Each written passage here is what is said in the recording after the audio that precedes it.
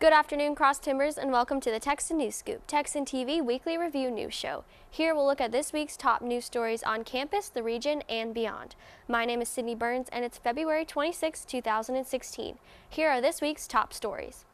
In campus news, the Tarleton Theater Department's spring musical, You're a Good Man, Charlie Brown, is underway.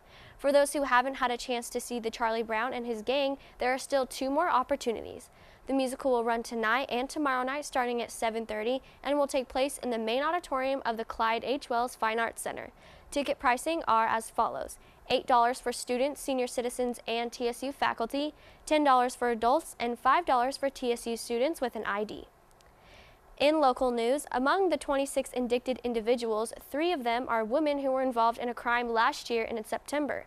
Elizabeth Garcia of 42-year-old, Araceli Ramirez of 19 years old, and Esmeralda Valdez of 23 years old were all charged with engaging in organized criminal activity, which is a third-degree felony. Erath County Sheriff's Office and Stephenville Police Department worked together to investigate the crime after the Sheriff's Office received a call from an employee at First Financial Bank saying that a group of Hispanic men and women were trying to cash forged checks. In other local news, voting will take place this Tuesday. There are various locations in Erath County where voters can go and cast their votes.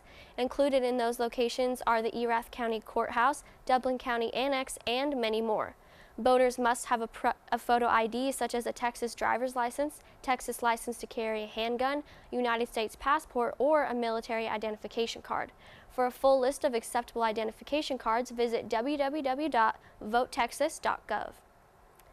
In state news, according to the Associated Press, Dallas police say they referred their domestic violence case against Johnny Manziel to a grand jury who will consider whether to charge the Cleveland Browns quarterback on allegations that he attacked his ex-girlfriend. Police released a statement asking Dallas County District's Attorney's Office to present a misdemeanor assault case to the local grand jury. Such a charge carries a maximum punishment of 1 year in jail and a $4,000 fine. Manziel was accused by ex-girlfriend Colleen Crowley of hitting her so hard she couldn't hear and threatening to kill her during a night out on January 30th.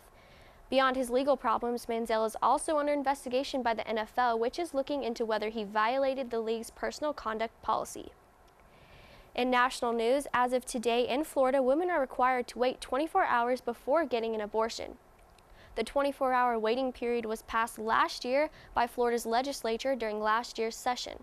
During last year's session, Democrats had complained that the bill was simply an effort to infringe on women's rights to abortion.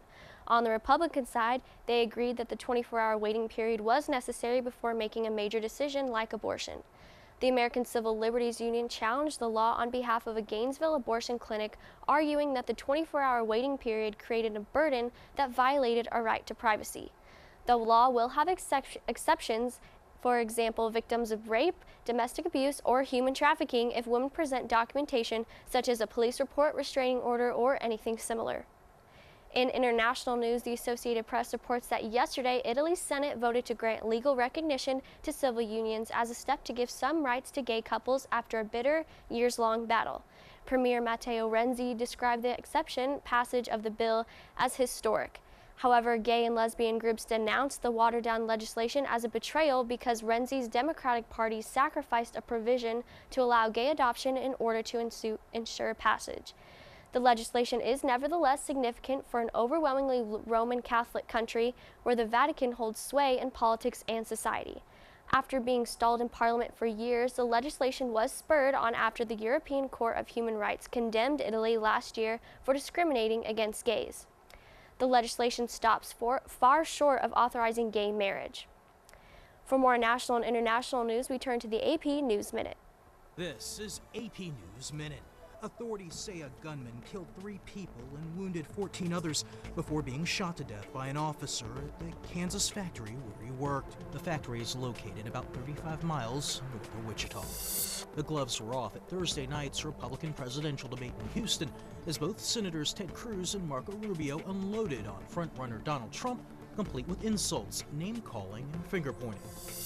Iranians vote in parliamentary elections Friday, their first vote since the country's landmark nuclear deal, which is seen as a referendum on the policies of moderate President Hassan Rouhani. And huge waves are drawing competitive surfers to Hawaii's Oahu Island for a major invitational Organizers estimate waves are as high as 60 feet tall. Matt Small, The Associated Press, with AP News Minute. For today's weather, it will be sunny with a high of 64 degrees and a low of 41. Saturday will be a bit warmer with a high of 73 and a low of 51. And rounding out the weekend, Sunday we could see a high of 79 and a low of 50. This has been a production of the Texan News Scoop, product of the Texan News Service from the Tarleton State University campus in Stephenville, Texas.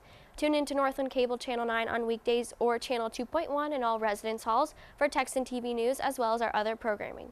You can follow the Texan News Service on Facebook and Twitter and check out our website at www.texannews.net. Today's broadcast was produced by Alejandra Arguin and Rebecca Hernandez. Have a wonderful weekend, Texans.